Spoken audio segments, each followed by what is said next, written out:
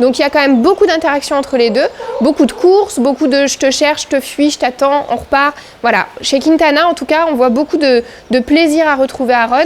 Et Aaron, lui, s'épuise un peu autour du bassin en essayant de la retrouver.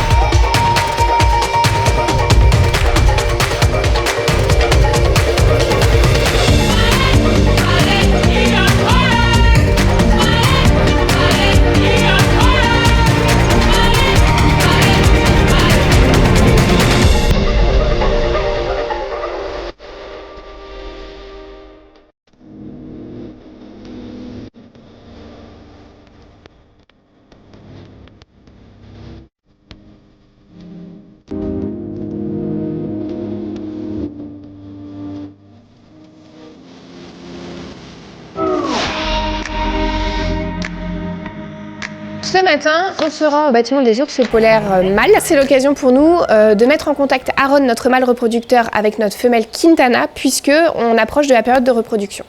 Hop, Floriane, je peux te laisser fermer derrière, s'il te plaît? Jojo, on va être à 4 au bâtiment mâle polaire pour une bonne demi-heure. Coucou. Salut mon garçon. Comme c'est Aaron qui va être en contact direct avec Quintana, il faut absolument qu'on préserve entre guillemets notre autre mâle Taiko qui lui ne sera pas en contact parce qu'il aura forcément une frustration très forte aussi. On est quand même avec des ours polaires, il y a de la dangerosité, il y a des risques pour les trappes. Donc nous, par mesure de sécurité, on va privilégier le fait de mettre Taiko le plus à distance possible de la mise en contact entre Aaron et Quintana, le plus de trappes entre eux possible pour éviter, si Taiko sollicite les trappes, qu'il y ait une mise en contact de 3 ours polaires ensemble. On va être calme. On va être calme. Hein. Quintana, elle est chez elle pour l'instant. Parce que si on avait ouvert, on n'aurait pas réussi à récupérer Taiko. Donc elle n'est pas encore sortie dans l'enclos 3. Ok. Voilà. Donc là, on va lui proposer de remonter. Ça va, princesse? Ça fait déjà quelques temps qu'on commence à observer des signes de reproduction chez les ours polaires. Donc ce matin, on aimerait faire une mise en contact pour voir si on est dans la période de reproduction ou pas. Aujourd'hui, tu retrouves Aaron. Je ferme ma princesse.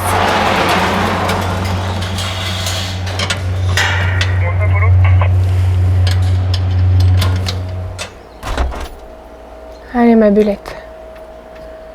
On va te laisser remonter un peu. La mise en contact des ours, ça reste un moment de tension pour tout le monde puisque, encore une fois, on est sur des gros carnivores, donc il y a des risques de blessures considérables. Donc on prend les mesures de sécurité qu'on a à prendre, c'est-à-dire qu'on se positionne tous devant des vitres de façon à avoir une bonne observation selon n'importe quel point de vue au niveau de l'enclos. On a Cyril qui se positionne en hauteur lui, comme ça il a une vue un peu plus large. Et puis quand Quintana approche du bâtiment, c'est le moment pour Aaron de la rejoindre dans l'enclos. Ok, c'est parti.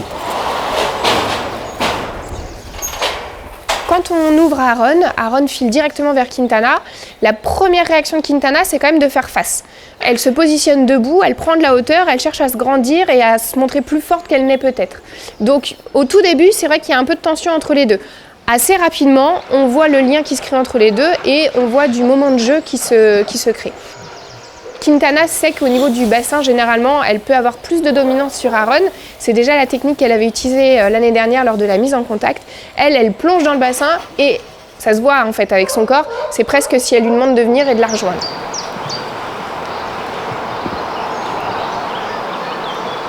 Donc il y a quand même beaucoup d'interactions entre les deux, beaucoup de courses, beaucoup de je te cherche, je te fuis, je t'attends, on repart. Voilà, chez Quintana en tout cas, on voit beaucoup de plaisir à retrouver Aaron. Et Aaron, lui, s'épuise un peu autour du bassin en essayant de la retrouver. Alors en milieu naturel, les ours polaires mâles et femelles ne se rencontrent qu'en période de reproduction. Ici, aux Eaux de la Flèche, on essaye de reproduire au mieux possible ce comportement naturel. Le mâle et la femelle ne se retrouvent qu'à la période de reproduction. Il peut y avoir du contact visuel et olfactif le reste de l'année, mais le contact physique n'aura lieu qu'en période de reproduction. C'est la raison pour laquelle notre femelle Quintana, elle a son bâtiment qui lui est dédié. Il n'est pas question que les mâles aillent sur son territoire. En revanche, elle peut se déplacer sur le territoire des mâles, les deux enclos visibles. Néanmoins, elle n'aura pas accès au bâtiment des mâles.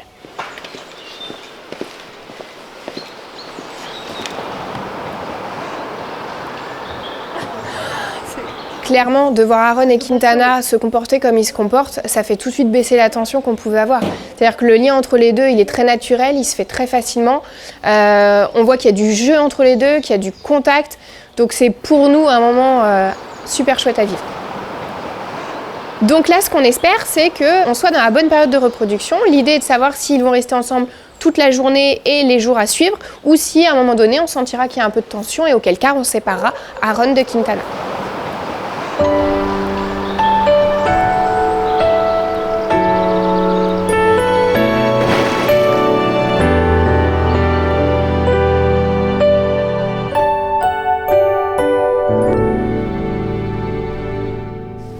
On se fait une pesée, ma nénette.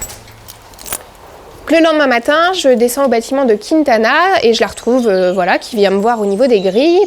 Hier, finalement, suite à la mise en contact entre Aaron et Quintana, on a fait le choix de les séparer parce que on observait chez Quintana des comportements clairement lisibles de « je veux être à distance d'Aaron ».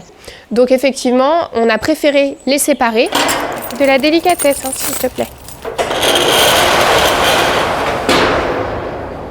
Ce matin, l'idée est de peser Quintana pour avoir un état des lieux entre guillemets de son poids actuel parce que effectivement le suivi de prise de poids est très important si gestation il y a.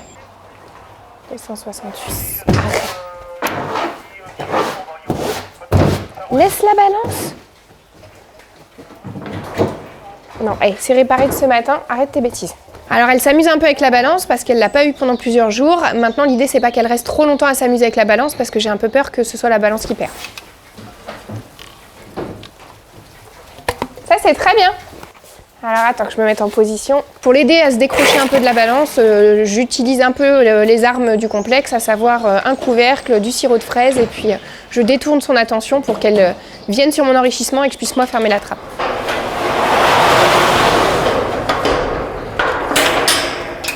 Merci ma belle. Alors avant moi de quitter le bâtiment, afin que mon départ reste positif pour elle, l'objectif c'est de lui donner de la matière à enrichissement pour que moi derrière je puisse sortir de façon positive. Donc je prépare une loge avec de la paille, il y a un petit peu de sirop de fraise dans un petit tuyau jaune, quelques verres de farine qu'elle apprécie. Cette tête de bébé. Quintana, une fois qu'elle a récupéré tout le sirop à l'intérieur du couvercle, elle me le rend d'un air de dire « tu peux m'en remettre ». La petite Delle.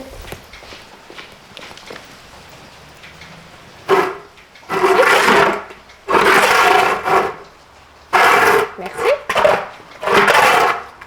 Donc il y a un échange entre nous deux, mais voilà, c'est les petites interactions soigneurs animaux du secteur qu'on aime bien. T'es prête?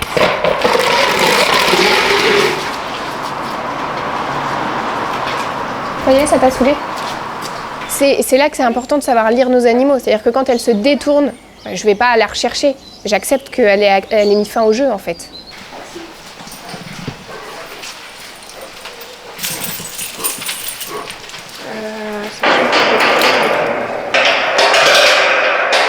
Notre objectif, c'est d'être toujours dans quelque chose le plus positif possible. Et ça se joue dans les détails, en fait. C'est de se dire que mon départ, potentiellement, elle peut, elle, le vivre comme quelque chose de négatif. Dans ce doute-là, c'est pas forcément vrai, mais dans ce doute-là, à moi de faire en sorte de créer du positif par quelque chose pour qu'en tout cas, mon départ ne soit pas négatif. Maman Lune, il y en a qu'il faut chercher là.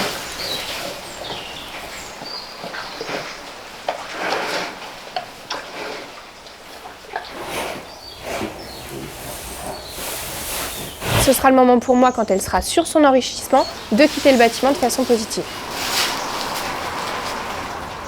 Bon allez, on te laisse, à tout à l'heure. Amuse-toi bien. Tout à l'heure. Oh bah là, clairement, quand on s'en va, elle a autre chose à faire, donc c'est plutôt bien.